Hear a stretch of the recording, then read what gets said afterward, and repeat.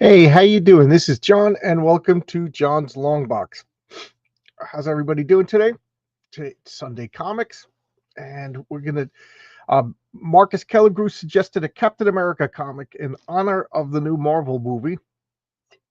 So I figured, I went to my box and I looked through, and this is the first Captain America comic. I know it's weird to think that Marvel's first Captain America comic is Captain America 100. It's one of those bizarre little weird things that makes sense in retrospect. But so Captain America debuted in Captain America #1, but that was not Marvel Comics. That was Timely Comics. And then I think it went the next Captain America #1 was Atlas Comics in the 50s, if I remember correctly. And then Marvel Comics, uh, Captain America debuted in Avengers #4, and then quickly became part of Tales of Suspense. It was Tales of Suspense with Iron Man and Captain America. It was a split comic. Now, if I hated those as a kid, they still kind of bother me, but it took a long time to understand why. So, Marvel Comics deal with the distributor fell through, and what they were actually being distributed or published by DC Comics. So DC was in control of the distribution of Marvel Comics, and they were not going to let Marvel publish a million comics. So I forget the exact number that they were limited to, but because of the deal they were limited. So Marvel wanted to get as many characters out there as possible. So they had Tales of Suspense was split between Captain America and Iron Man. Tales to Astonish was the Hulk and Submariner. And why can't I think of the other one? But the other one was uh Strange Tales was Doctor Strange and Shield. It was Nick Fury Shield. So that was a way to get 6 characters out. Then they had Spider-Man, Thor, X-Men, Fantastic Four. So I forget the exact number of comics that Marvel was publishing, but they were limited by this distribution deal. Again, if you ever have a business, don't let your rivals run your means of distribution. Then when the deal was over, they split them all up, but they kept the numbering on some. So Captain America kept the numbering from Tales. I know this is so like nerdy, but whatever. Uh, Captain America took the numbering from Tales of Suspense and just took 100. Now this is like the extreme opposite of what's going on today. Today they just right in the middle of like the creative team doesn't even change. They just go from number 18, sales are too low. Let's renumber it #1.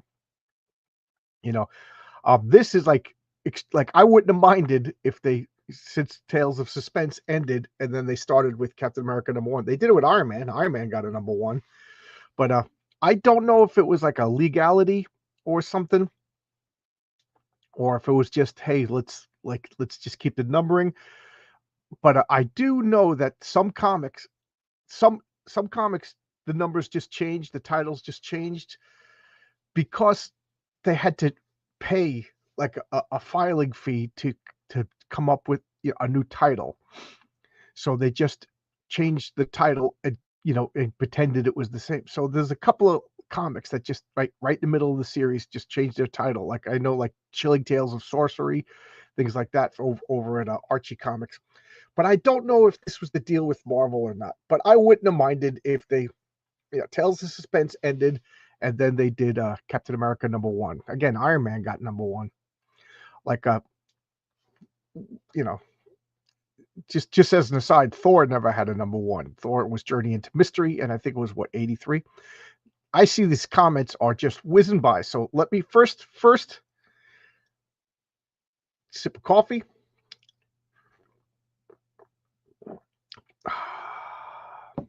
So good. So good. All right.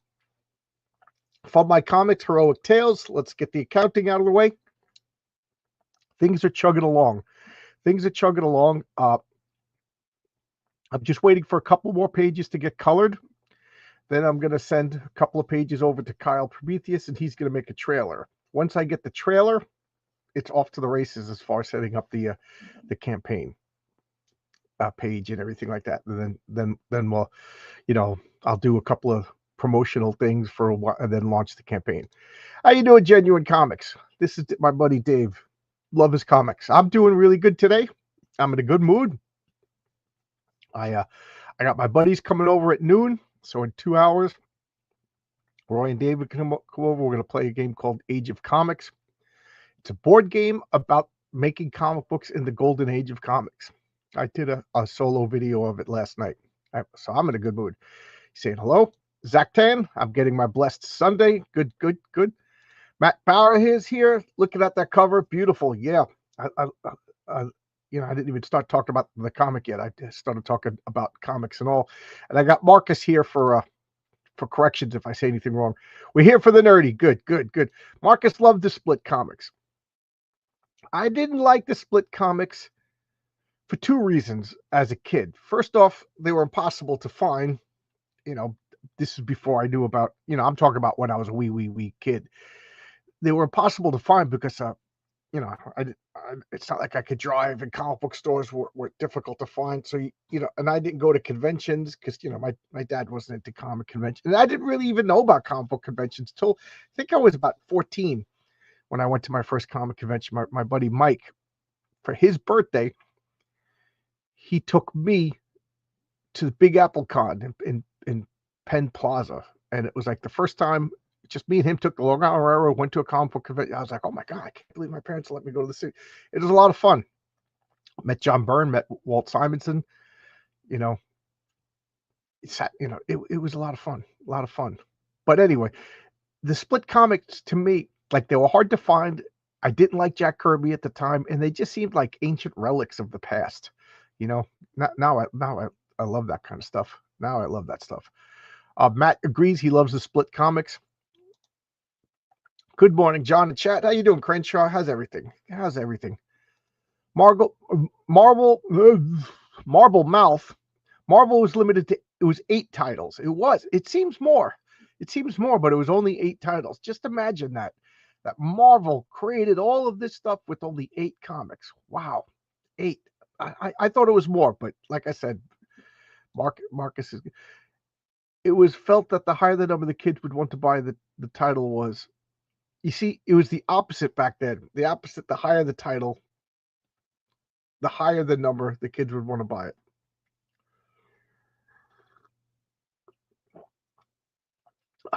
Coffee makes me, I forget what day it was this week, but I woke up and I just started doing stuff. I don't want to waste another day just sitting here reading comics all day. So I'm going to start doing stuff. And I was miserable. And my wife works from home half the time. She works from home. So I stay out of her way because she's working, and she comes down to say something, and I'm like snippy and everything. And then I'm like, I didn't drink coffee yet. I was like, I'm sorry. Let me, and I made a cup, and I was like, oh, okay. I'm in a good mood because I woke up and started doing stuff. And she's like, you're addicted to coffee. I'm like, yep. It's going to throw me off. The new trailer has different music, so I'm used to hearing the same theme song than the fanfare from the trailer. Oh, it's going to throw me off. Oh, I got you. What you see? Yeah, Kyle Prometheus. Yeah, don't know. Don't know. Yeah, what? Yeah. I kind of like. I love the trailer, and he just said that to me. I didn't ask for it, and then the outro trailer, Phantasmagoria Girl made. Good morning and God bless from Father Daniel and his cat Brimstone.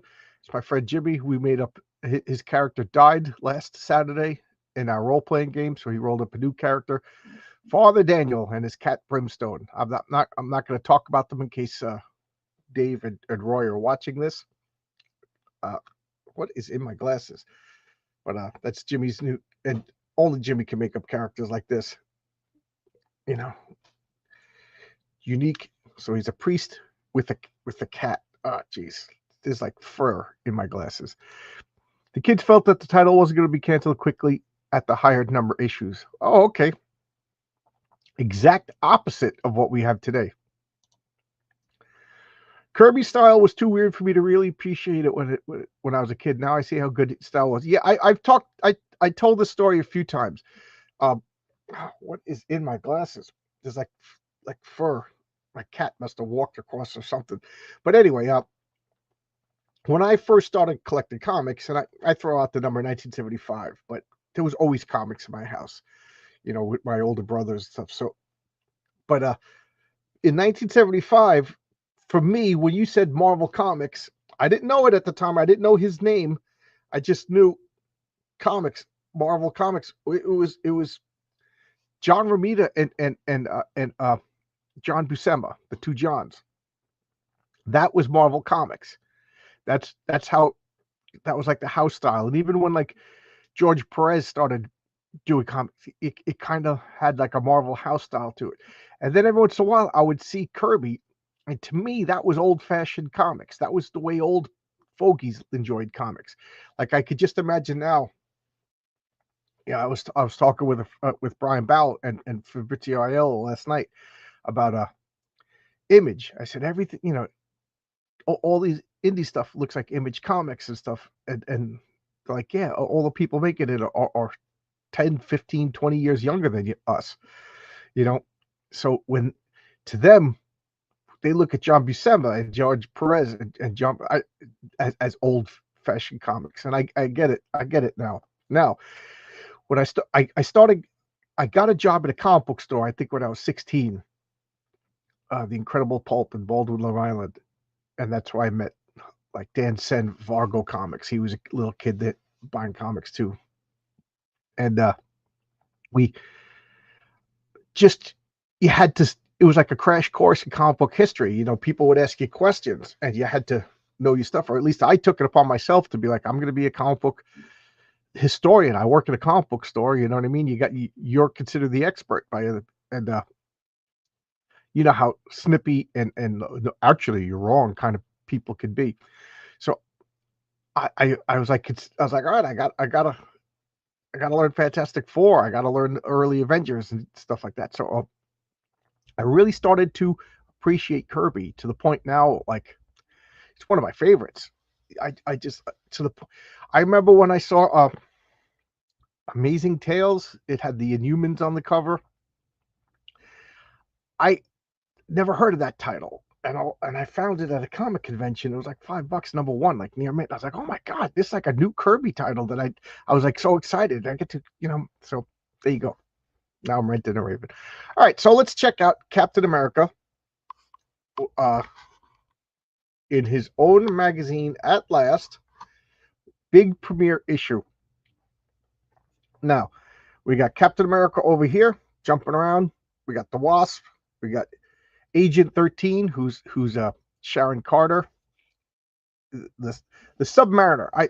The Kirby always drew the Submariner with those like brows, like those like arches, kind of makes him look not quite Asian, but not quite human either, We got Giant Man in the back, Thor, Iron Man with the pointy. What's your favorite Iron Man armor? The next after this is my favorite, the one like from the late 70s. I don't know if he even has any, but I never like the points on it. Then we got Black Panther over here, and as far as I know, this is the first time. No. Black Panther is his costume is black, but it doesn't, like, if you look at that, it's all just black, and you can't really see like the dimensions of him. Like he looks flat and not, yeah, just he almost looks like a silhouette. That's why they did the blue highlights. The blue kind of like wasn't as dark as the black, so you could actually see like the muscle gradations and stuff like that. So I don't remember, but he might be colored like purple highlights inside the comic, but on the cover, because the paper stock, they covered, like in his debut, he they used black highlights on the cover, but I think on the inside it was like purple and blue because that showed the detailing a lot better due to the primitive coloring, and that's why purple is like associated with the Black Panther. That's why he has that purple kinetic energy. And I will say this: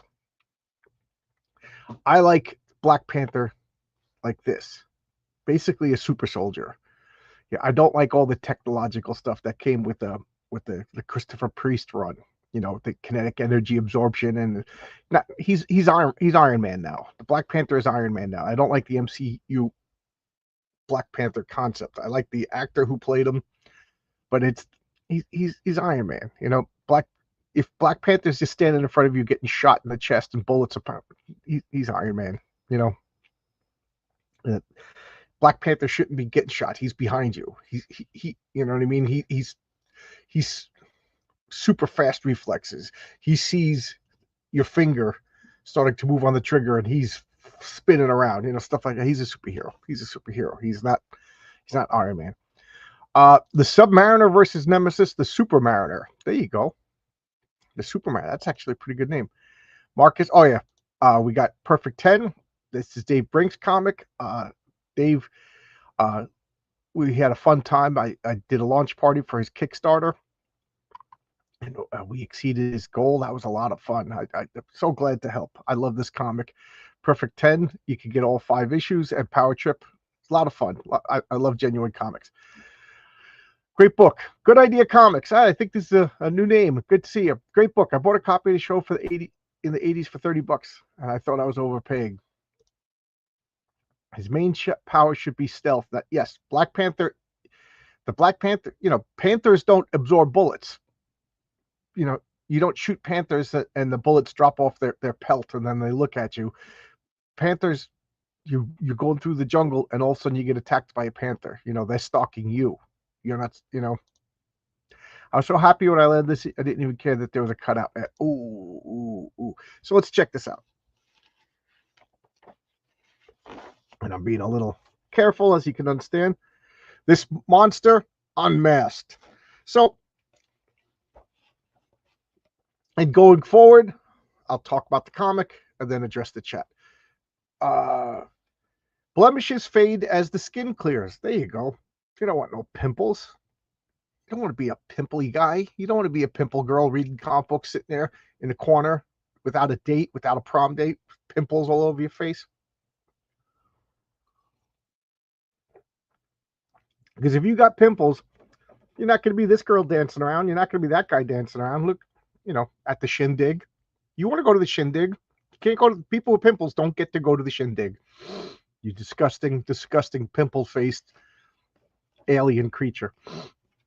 This monster unmasked. So, what are they doing? They're telling us the origin of Captain America. Why? Because every issue is somebody's first issue. And since this is your first issue, somebody's first issue, they tell you where he came from. It's funny because nowadays, I think we're all tired of origins. Like, let me know in the chat. Are you tired of origins? Like, do you really want to see like the pearl necklace break as Batman's mother falls in Crime Alley, or see Uncle Ben get killed again? You know, enough is enough with the origins. But back then, you needed an origin because there was just comics. Once the comic expired, you know, once it passed its due date, for the most part, the average American kid didn't see that comic ever again. It was like you blink, you snooze, you lose kind of thing. So every once in a while, it was necessary to remind people where they came from. So frozen in the ice. So we got these Eskimos worshiping this blonde, blue-eyed, white person in the frozen north. Peerlessly produced and proudly presented by Stan the Man Lee, Jack the King Kirby, embellished by Sid Shores. Sid Shores, the name Sid Shores always made me think of like a musical director in like, you know, the 40s. Sid Shores, you know. Led by Artie Simek and treasured by Irv Forbush. Now there's a name from the past. Who is Irv Forbush? Irv Forbush was this imaginary guy that I think Stan was trying to push to be like the Alfred E. Newman of Marvel Comics. I don't even know if you guys even know Alfred E. Newman anymore. Alfred E. Newman was the imaginary main guy for Mad Magazine. He was that extra chromosome looking guy that on Mad Magazine. And Marvel tried to make Irv Forbush. And as far as I know, they never showed his face. He always kind of looked like a dumpy guy in like long johns, And it came from like there was like a Forbush salesman or something like that. I don't know the origins, but it was like a cultural thing that we don't get too much anymore. Oh, okay. Torchbearer Studios here. How you doing? How's everything? How's the thug coming along? Hail Marcus, Zach Tan. For heroes, we already know the origin. For other heroes, it depends on how pivotal the origin is and what time the main story takes place. Yes. But Stan doesn't know what you know, and every issue, I do think that is, Stan, as far as I know, Stan was the one who popularized the idea that every issue is somebody's first issue. Maybe it was like Gardner Fox and Julie Schwartz before Stan, but continuity didn't mean anything to the DC guys. So I would guess that it was Stan, because Stan Lee, as far as I know, popularized the idea of continuity, meaning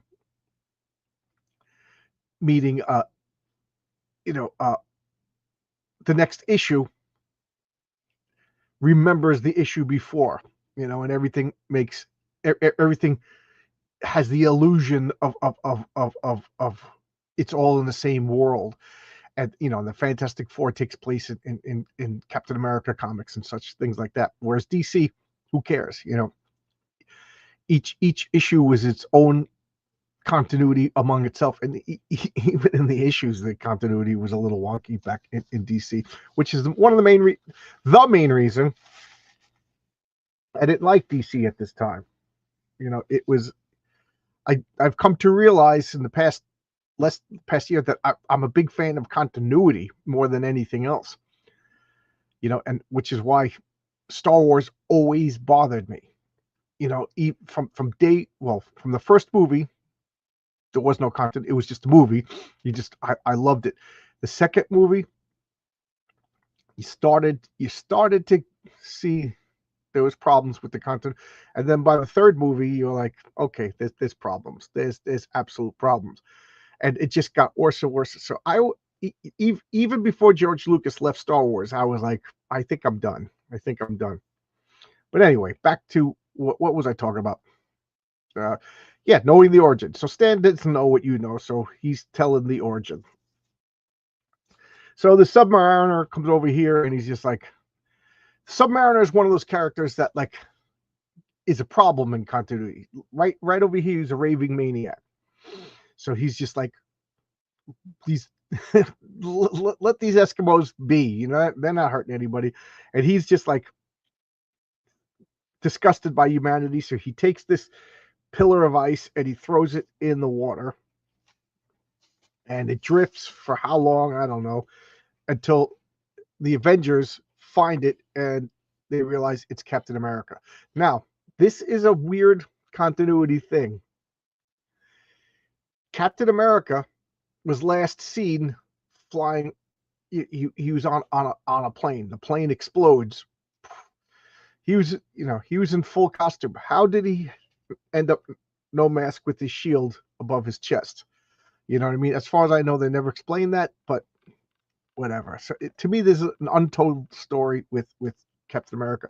Now, one of the things I liked about John Byrne is John Byrne was a good fixer. He was an amazing artist. Everybody knows John Byrne's art, but John Byrne started writing, and I know this is controversial, but I'll say that John Byrne was a better writer than Chris Claremont, because every title John Byrne wrote was a hit.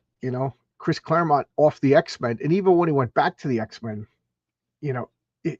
what else did he had? I realized he had a great run on Marvel Team Up.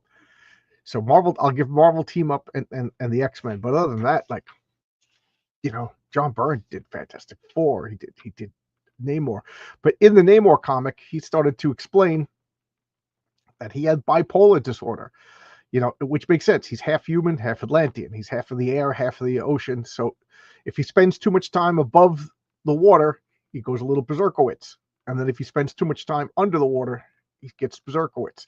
So that explains his changes in personality. Beautiful, beautiful. Chef's kiss. And that's not a retcon. That's an explanation. You know what I mean? Like, there's differences between retcons is when we go like, I am Iron Man. My name is Anthony Stark. And then he was never Iron Man. He was never Iron Man. Lamar Kendricks was Iron Man. That's a retcon when they change content, when they explain continuity. It's not a retcon. So anyway, the Avengers find Captain America. Captain America. You see, this backs me up. Bucky, look out! Get off the plane before it explodes. It's a trap. It's a trap. It's too late. So, you know, here's the hood. If the hood got blown off, then how does he have it? He had the shield in his hand. You know, did he put the shield over his chest while he was deactivating the bomb? Okay, maybe I just figured out the mistake. I just want to know prize. Oh, geez, I'm ignoring the chat. Good Idea Comics. I think the reason they rehashed Origin so much back in the day, they believed that everyone's absolutely. They would retell, possibly update the Origin every once in a while. Yes, absolutely. The example, the main story of the Patriarch in his prime, but for Galvanize, his main story is his beginning. Yes. For those of you who don't know, like Good Idea Comics, the Patriarch is the main character in my comic, Heroic Tales. Campaign for issue 2 will be starting sooner rather than later. But I didn't want to start with the origin because, let's be honest, I didn't know if I was going to make it past issue number 2, and I just wanted to hit the ground running, get people interested in the character, because I figured a big dramatic epic story of the origin of a character that you don't care about doesn't have the impact as much as when you know the character. So there you go. So I just decided to just start. He just, you know, whatever. I think that the Patriarch, for me anyway, my character, the main point of the character is the fact that he's a husband and a father. So I figured I'd start with Father's Day. That's the name of the story in Heroic Tales number 1. That is more important than how he becomes the Patriarch. It's who he is. And then I think issue 4 is going to have his origin. Issue 2 is already written. It's being drawn. It's an adventure that's kind of setting up more of the setting of Science City and what goes beneath. You know, since the name of the story is Subterranean Homesick Blues, it's about underneath the Science City. And then issue 3 is issue 3 is his origin. Issue 3 is his origin, and then issue 4 is him dealing with another superhero, another vigilante. So there you go. Is it me or are most critics of humanity even worse? Is it me or most critics of you? Yeah. I Berserkowitz, yeah. Berserkowitz is David Berkowitz was the son of Sam, the 44 caliber killer. And I forget who said it, but they said David Berserkowitz instead of Berkowitz. So that's just my for crazy for Berserk. It might be someone's first Sunday comics. Yes, I hope so. All right, so let's continue. So Captain America is waking up. Oh, people say headcanon, and that means, what they have in their head. But my way of thinking, because I hate headcanon, unless you actually have a cannon in your head. He has the super soldier serum. So the way I always look at the super soldier serum is it's this, his body now has been altered by this experimental serum. And one of the things it does is it keeps him alive. So I always look at Captain America, like they always say he doesn't have a superpower, but I do say he has a superpower. His power is the super soldier serum will not let him die.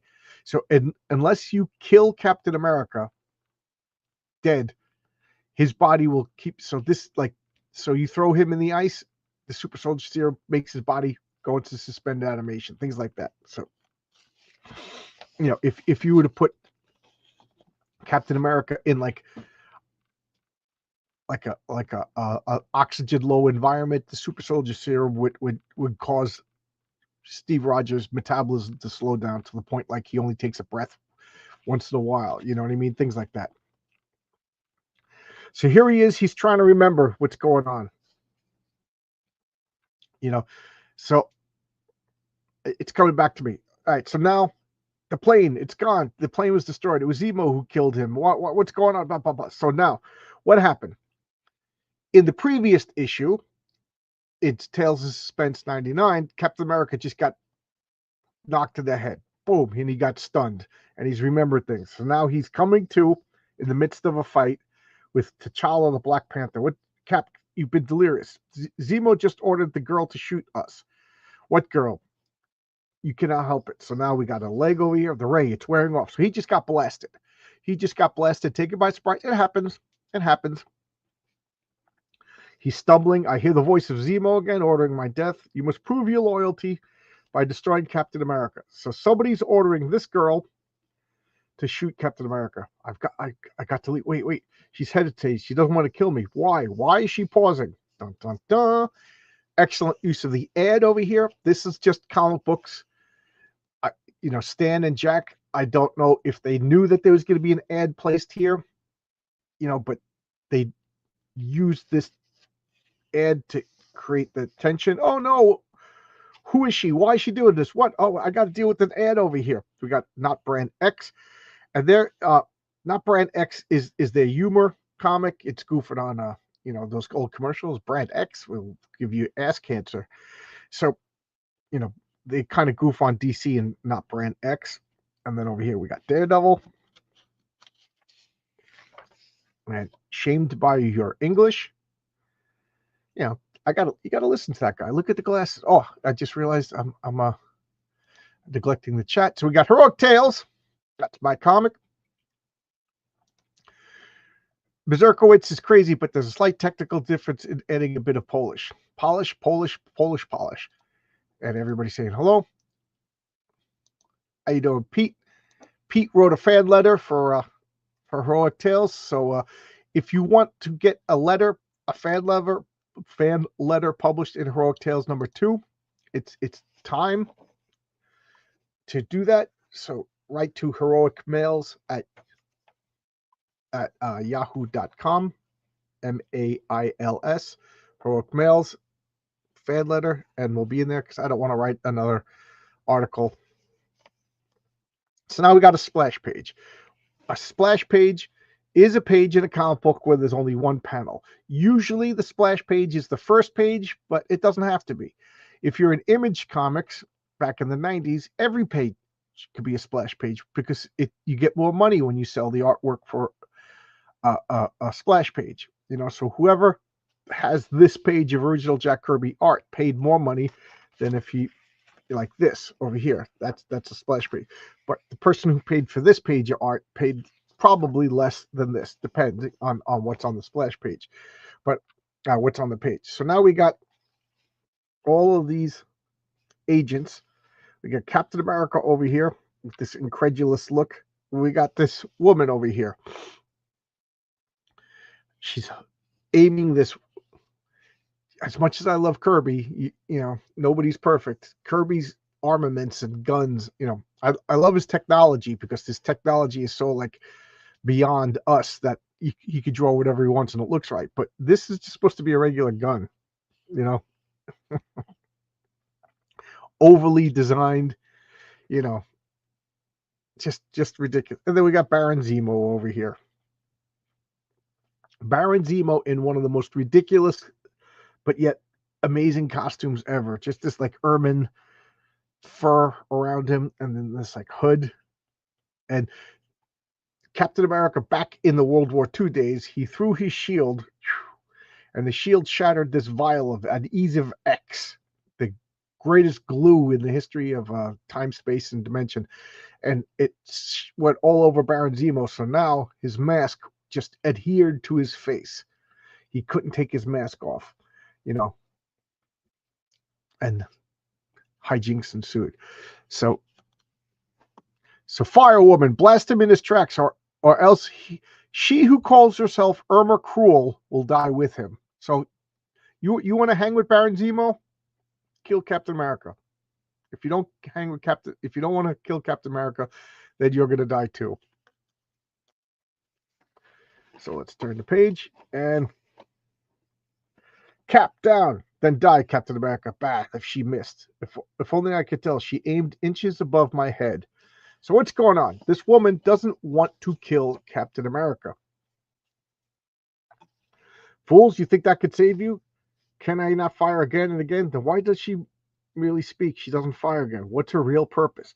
So then we got let's save them for later, Zemo. It is the mission that matters most. Perhaps you are right. Yeah, just let them tumble around, rolling around. Like I picture Zemo and Irma Cruel over here are talking. Meanwhile, over here, like if we could extend, use AI and expand this panel, T'Challa and Steve are just like rolling around, tumbling. Don't shoot them. Just continue. And what are they doing? They're talking. They're just facing each other. In this case, I have the location of every important missile base on Earth, and within a matter of minutes, your orbiting solar array could destroy them all. Excellent, excellent. Meanwhile, Captain America and T'Challa are just like tumbling and rolling around the room. You know what I mean? It's just one of those comic book silly things. Let us begin at once, and we shall return. Yeah, don't shoot them. Don't finish the job. Leave two of the most competent warriors just rolling around on the floor because they're fine. They jump down, they're tumbling on the ground, but they're fine. They're just hanging out. You got a gun, just shoot them. I don't want to shoot them. He mustn't use the flying death ray, And you see this again. This is a comic book shorthand. If it's dotted like that, that means they're whispering. Just stuff that you learn. And I love this, that you actually see the pupils of his eyes. It makes them look like a lot of times when they have a mask on, their eyes are just white. Like Daredevil, his eyes are red because he actually has cloth over his eyes because he's blind. He doesn't need to see. Spider-Man has those lenses. But Captain America, T'Challa, you could argue that T'Challa uses lenses, but then again, his eyes are better than lenses. So whatever. But I do like when you can see, it just makes him look more like a predator, So now they're just, this guy's got a gun. Just shoot Captain America in the head. No, so now they're just going to the solar array, and she's about to, he's setting up the solar array, and she's going to give him the location, the coordinates of every important missile base in America. Then we got this unbelievable satellite that Baron Zemo has launched into space. It controls the unbreakable force field, which guards my array from any attack that shield may make upon it. Oh, how very interesting. Now give me the location site. So now what is it doing? It's collecting solar energy from the sun, focuses it, and then it fires like a solar heat blast. Pinpoint accuracy. We no longer wait, my friend. Panther, this is it. So there we go. Poop's about to get real. I've always loved Kirby's weaponry and stuff. Yeah, I love his weaponry and stuff. Yeah, don't get me wrong. But when he's drawing just a simple Luger or a simple, whatever. But like Marcus says, it's not just a gun. It's a shield gun designed by Tony Stark. There you go. John, this made me laugh. John, you can't use guns on Captain America. The Second Amendment just makes him stronger. That would be funny. Bill Wright, another Captain Constitution. As you monologue at him, he gets stronger because you're just using your First Amendment rights. Go ahead, keep talking, Dr. Maniac. I get more and more powerful. That is funny. That's a funny idea. And then you shoot him, he just gets, oh, you're exercising your right to defend yourself? There you go. And then as his henchmen get together, he gets more Captain Constitution gets more powerful because you're just exercising your right to free assembly.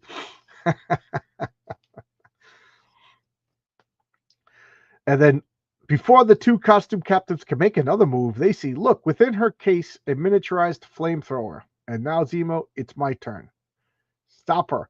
If those flames hit my control panel, all is lost. So what does she do? She has a case with all these documents where the secret locations to all the missile bases open. Zemo never thought to, open the case, check it out. Your name is Irma Cruel, right? With a name like Irma Cruel, you gotta have a case full of secret documents. So she opens it up and hits the button, and it's a flame thing. Boom, and it just destroys the control panel to the solar array. Which begs the question: is the solar still up there? She's a spy, an agent of S.H.I.E.L.D. Shoot her. I'd face 1,000 deaths if it could save the world from a madman like you. So there you go. She was a double agent.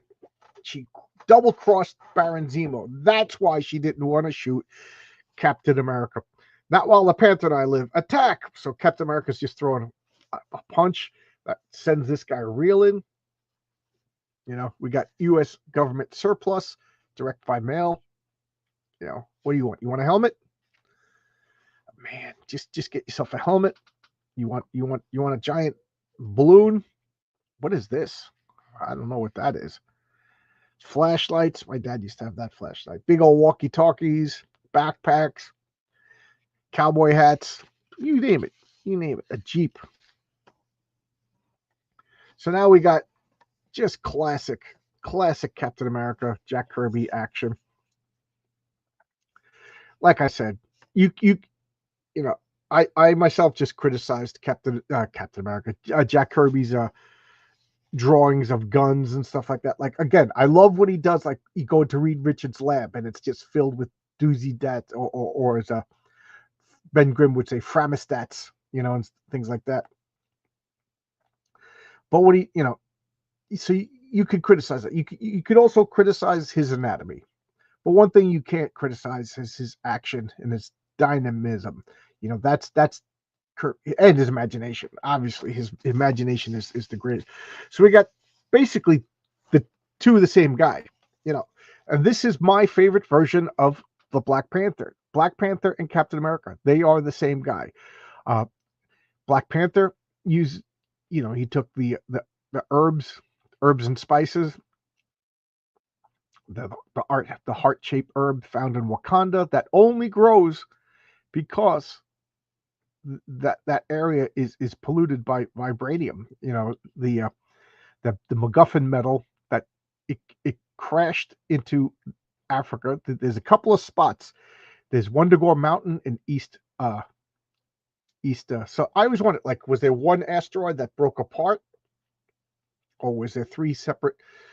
But three places that are known about them, probably more. But Wundagore Mountain got vibranium, Wakanda, and then the Savage Land, and all three of them became strange places because of the strange metal, and because of the vibranium dust. We got this herb that when the Wakandans found it basically a super soldier serum. It's a steroid. Now, I think that they hinted that the super soldier serum like mimicked this natural herb or whatever, but here we got two super soldiers, one through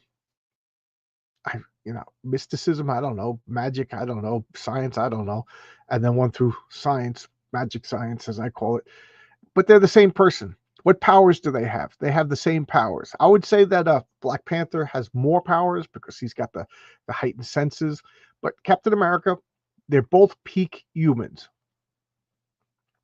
Nowadays I think they give Black Panther like super strength, but they're supposed to be peak humans.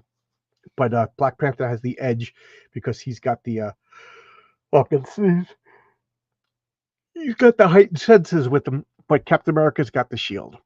But I like. But I don't want to see Captain America in armor. Yes, I know he's got this chain, the scale mail, but it's nothing special. But I don't want to see like reflective kinetic absorption power and stuff like. What does that have to do with the Panther? What does that have to do with the Panther? You dance with the one that brought you. And Black Panther's premise is he's a jungle cat, stealth, attack, and ferocity. That's it. Not technology. And just look at this panel right here. Boom! Just look at that. The only reading is Patang. Even Stan Lee knew you don't need no words in that panel. And then look at this. You got this fist and this coloring mistake over here. This is supposed to be white, but the mind interprets this mistake like this guy gets punched so hard, boom, that it creates like an energy light that the white from his sleeve turns red. The brain is forgiving. The brain recognizes patterns, and the brain makes patterns. The girl, she saved my life a second time. Cap, look out behind you. Meddlesome female, you will always pay dearly for me. So this is an example of wonky time in a comic book. Again, you read a comic book in a Z pattern. So when you read, you go like this. Okay, like a Z. But you also read each panel a Z inside each panel. And time over here is different than the time over here. And the brain instinctively knows that. And the comic book writer and the comic book artist should know that and use it to their advantage. This is a goof. So what we have here is the girl. She saved my life a second time. So Cap is saying something before it happens.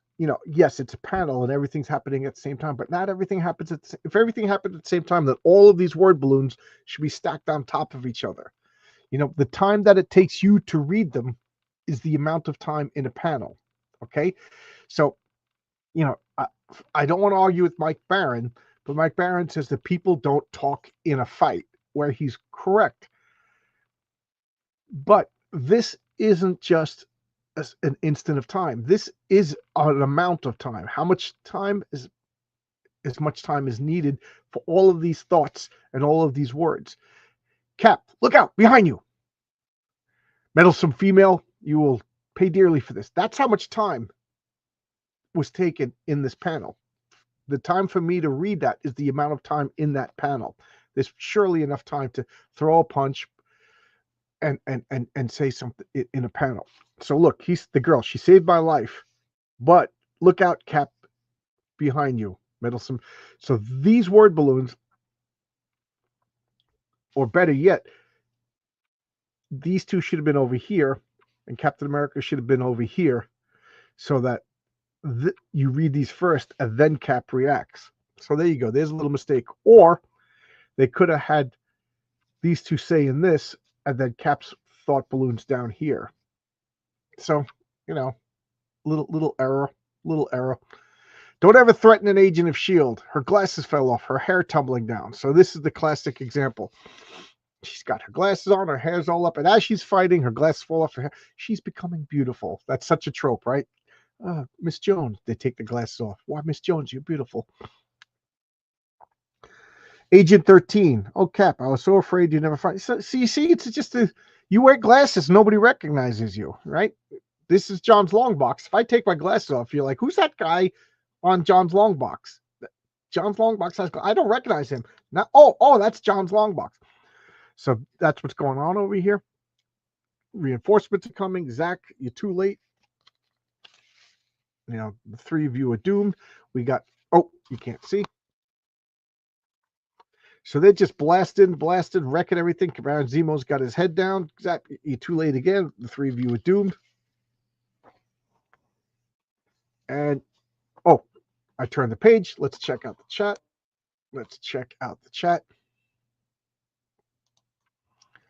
No Iron America. I like that Captain America wears like this scale mail armor, and it's understood that he's wearing scale mail armor, but it's like one of those comic book things, like It's weird. Like he'll wear a T-shirt. Like if somebody was wearing scale mail in real life, and then they wore like a suit, wouldn't you hear it? Wouldn't you see it? You know what I mean? Couldn't you tell? But it's comic books. It's one of those comic book shows. But I like that. I don't want him wearing big technological armor and stuff like that. You know. Yeah, I think Mike is a little stringent about no talking during a superhero fight. Yeah, yeah, and it works in the Punisher and and everything like that. But it's superheroes. It's superheroes. That's true about glasses. Yeah. Why, Agent 13? You're beautiful. So we got, I just love this. This fight is so crazy that this guy ended up here. Black Panther's holding a guy over here. There's a guy laying, and they're just in motion. Captain America's got, can't you just see that he's moving? And then again, this is a little wonky. So they're running over here. Agent 13, Sharon Carter, is on his left. And then this panel, she's on her right. It's a little wonky. But Black Panther over here doesn't really cause that much of an issue. You could just say Captain America's in the lead now and she whatever. But then we got this close up, and I really like this because you could see his eyes and you could see his skin. It just shows you that it's like a cloth mask. I just love that Black Panther, like, just wearing a cloth mask, like not too much, not far different than like say Adam West would be wearing. And then see, now here we're talking about this. This shows you just a limitation of the printing over here. We got the Black Panther, but he just looks like a deformed blob because the black highlights. You just lose all the detail. That's just the limitations of the printing. And then we got a bunch of goons. Purple and white is not a combo you see a lot on goons, but I think they're trying to keep the color scheme that Zemo has, that purple. Too many to fight. So I like that. He opens up the door. Whoa! You don't have a. I like that when there's like natural limitations. You know what I mean? Yeah, they're superheroes. I don't know about you, but like, I'm kind of done with John Wick because it's just like, oh, he's just gonna kill everybody. There's no suspense. It's like the first movie was great because like you've never seen that before, and it just wallowed in its ridiculousness. The second movie, I was just like laughing, and it was just so fun. And was it the third movie where they had that knife fight in the Chinese, above the Chinese place? They were just taking those antique knife. I was cracking up.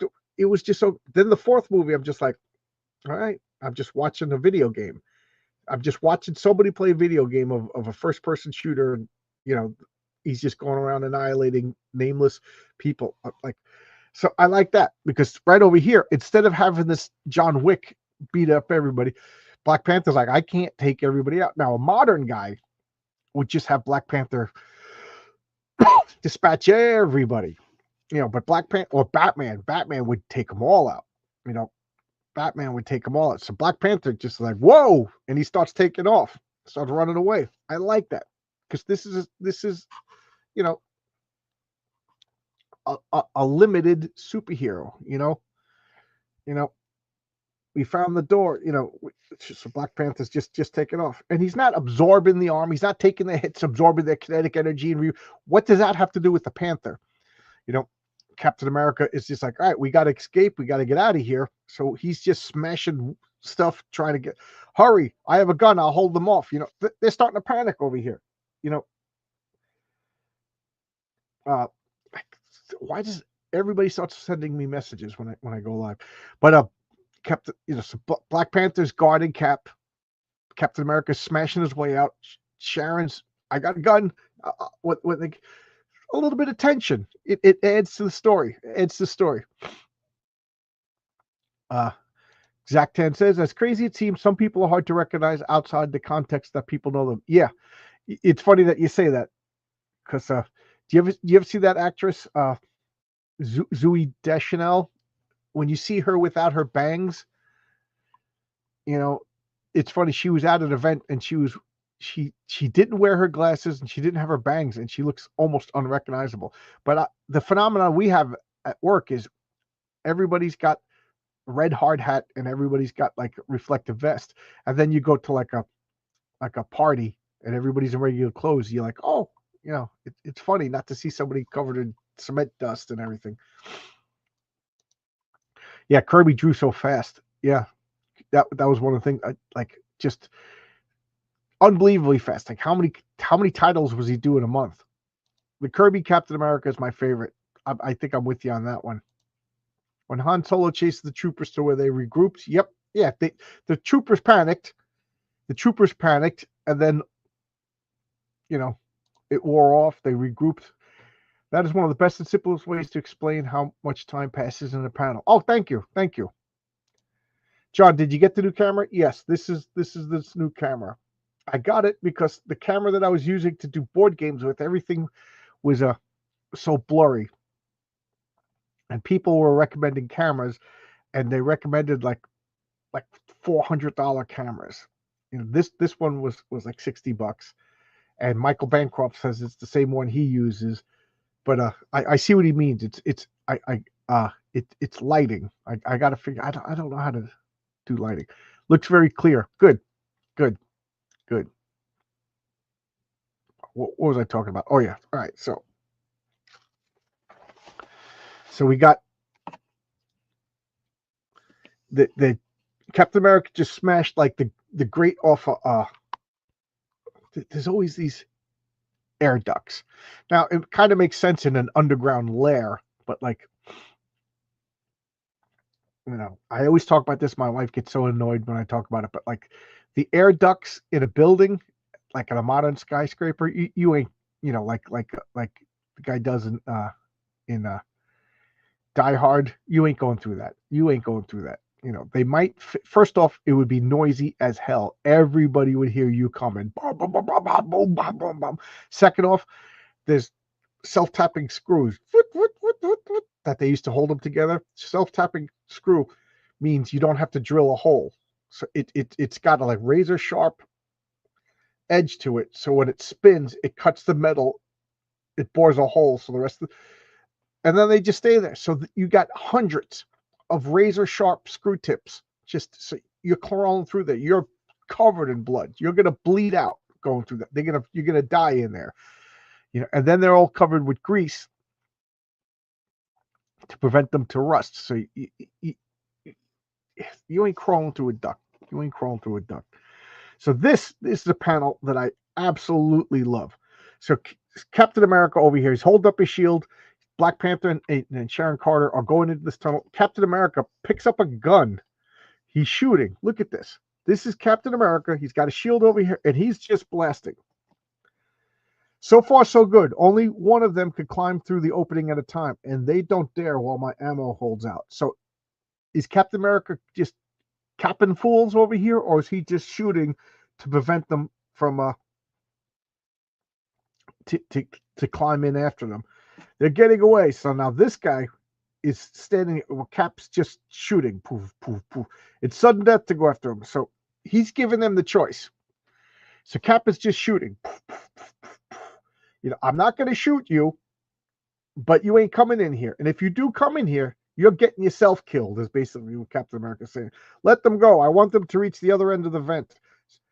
So have you soon forgotten? That is where the destruction stands guard. The destruction! And then we got Frank Zappa ad. You guys want to get the new Frank Zappa album from the Mothers of Invention? We're only in it for the money. Freak out. You must buy all these new products now. Thrilling, clean, fun. Cleans you, thrills you, cleans and thrills you. Fun, fun, fun. So there you go. Get a Frank Zappa record. There you go. He's crazy. Look at him. I know.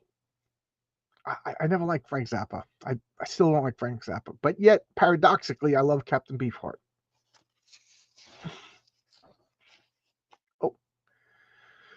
Oh. Tony Grigo. I'm not a fan of modern Captain America. Doesn't have the fun of the Joe Simon Kirby or Stan Lee Cap. Yeah.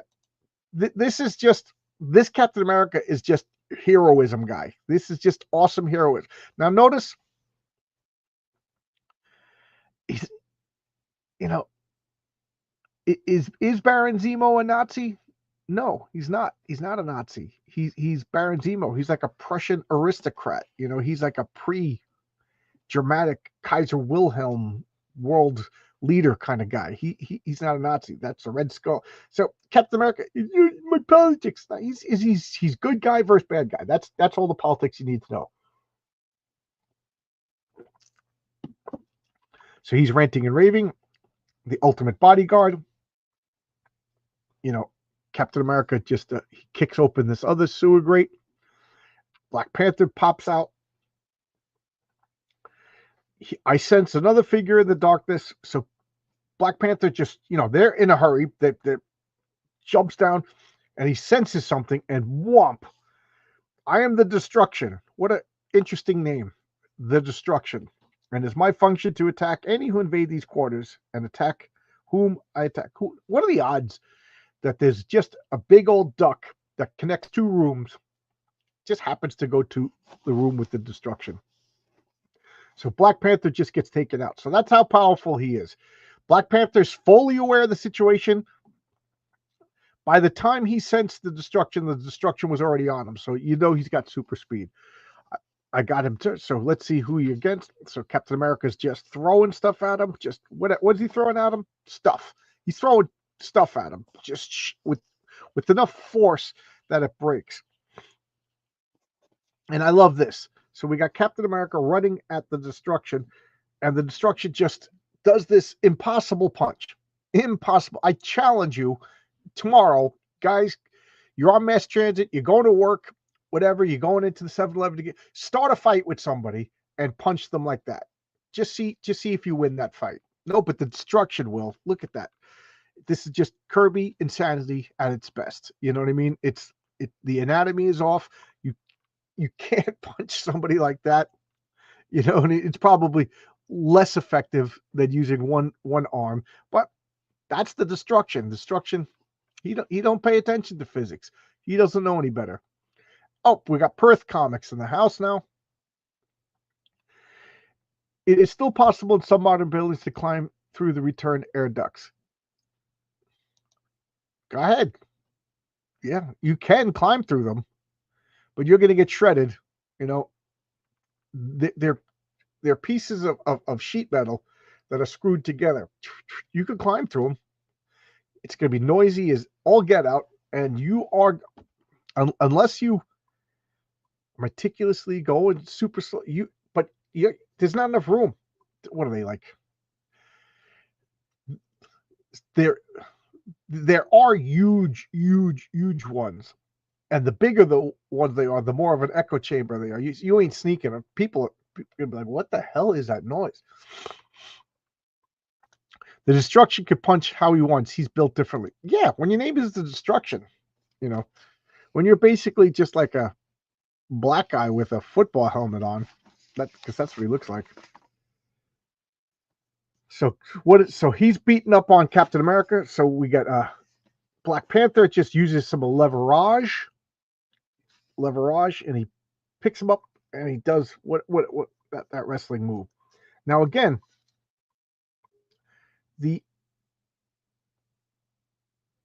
all right, I'll buy it. I was gonna say it's a little off because when he lands like that, boom, Black Panther should he should have his back to him. So, but I'll buy that the Black Panther could spin around. But you see what I'm saying? Like Black Panther's back is on the ground. If you complete the animation in your eyes, so he's on his stomach, Black Panther should be at his back. You know what I mean?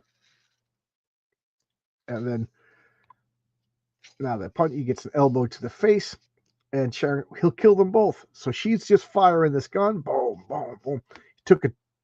He took a high velocity direct hit, and it didn't even cause him to falter. So now we have confirmation that this isn't just a regular gun. It's a high velocity gun, whatever that means. So was he firing like little missiles, you know, whatever, or just something that sounds cool? We got rockets, we got electric guitars, mini bikes. Mini bikes were the biggest thing back then. I mean, paradoxically, they were small, but everybody had them. Oh, they're going to be here. I gotta go fast. I still got a lot of pages. All right, I got friends coming at noon, and I gotta clean off that table. All right. Don't waste any more explosive shells. More confirmation that it's not a normal gum. I want to try something. I noticed 2 metal studs on his torso. They must be his main functions. I can manage to put them out of action. Hurry before he turns. Again, a little bit of... So Captain America's on his back. Captain America's on his back, and then he punches him in the face. You know, you should have seen him turning. You know, there's a missing panel, but this is...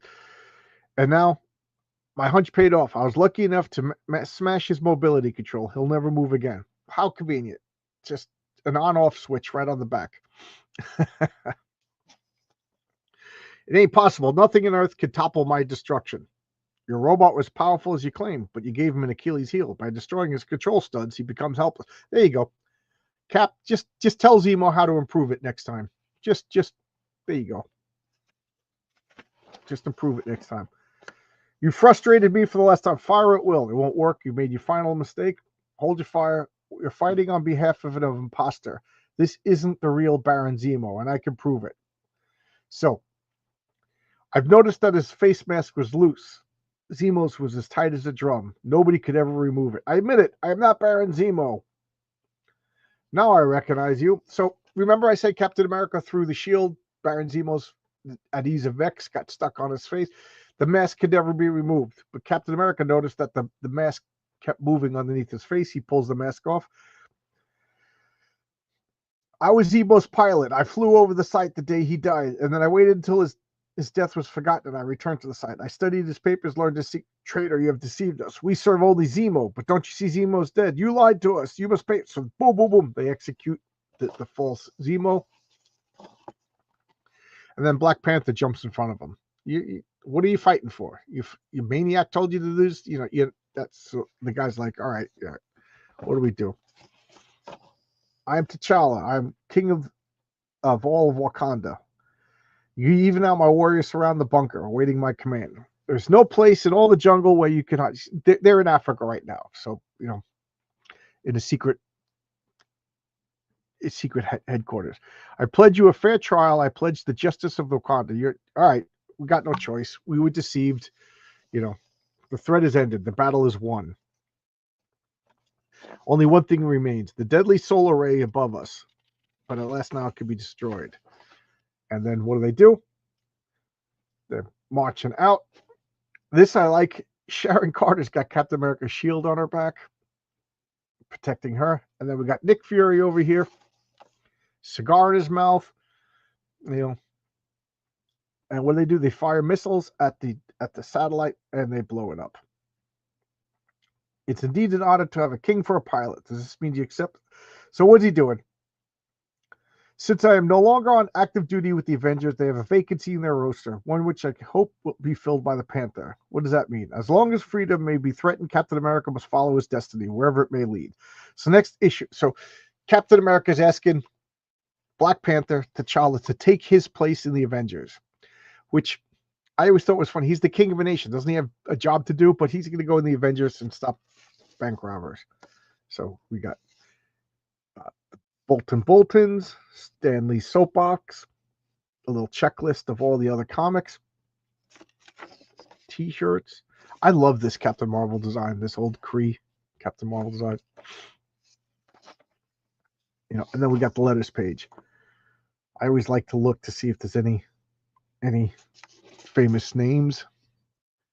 Nope, no names that I recognize. Jeff Stackhouse, that's a name. Anne Bausch. And we got the Revolutionary War, and there we got. So there you go. This looks like a nice copy. Yeah, I'm real happy with this copy. I told you I bought a collection of almost everything from Marvel, and almost all of them were like a near mint. So this is one of them that came from it. Yeah, I love it. This really is a good copy. The Cap stories that Key and Lee did were just super fast-paced action, not too much of any soap opera. Yeah, well, especially the split books. Anything before this, they didn't have enough space in a comic it was just move, move, move. We, go. We didn't have the space to we have a couple extra panels. Poor Sharon. As soon as Cap could time travel, he bailed on her in the MCU. Yeah. I don't know. Anything. Endgame was. I hated Endgame. I liked Infinity War. I hated Endgame, and everything after that. Infinity War was the end of Marvel. High peak. Oh my God, Kirby had to end the story quick. Yeah, all of a sudden it just ends. All of a sudden it just ends. Yeah. So there you go. This is the first Captain America comic. I have most of the Tales of Suspense. I got to inventory them. I got to go back to cataloging my collection. I pretty much got everything nice and organized, so I got no excuse other than being a lazy bum. So there you go. I'm gonna, I'll talk for a couple more minutes as long as the chat goes, but I gotta clean off this table and get ready for my guests. That's what the messaging was. Cheers for the reading. Thank you, Perth. How you doing? So let's see what my schedule is for the channel this week. Oh, I got a full roster this week. So Wednesday, I got Adam Reeves at 7:00. Conversation with Adam Reeves. He was on my channel before. He does a comic called Trombone Man. Trombone Man will be on Kickstarter again for issue 2.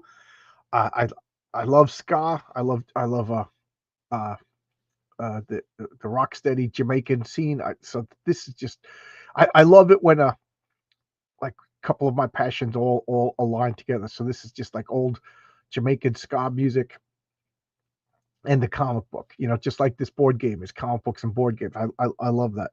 So that's 7:00 Wednesday Eastern Standard Time. Then 8:30 a comic book team up. It's on my channel. We got John Dexter. We'll be talking about Alpha Dogs and Dime Store Detective, which I absolutely love. Thursday at 7:00 I got Chuck Dixon. And Friday at 7:00 rather, I got Adam Lawson. And then 8:30 it's clobbering time, and we're gonna do Magic from the X-Men versus Raven from the New Teen Titans. So there you go.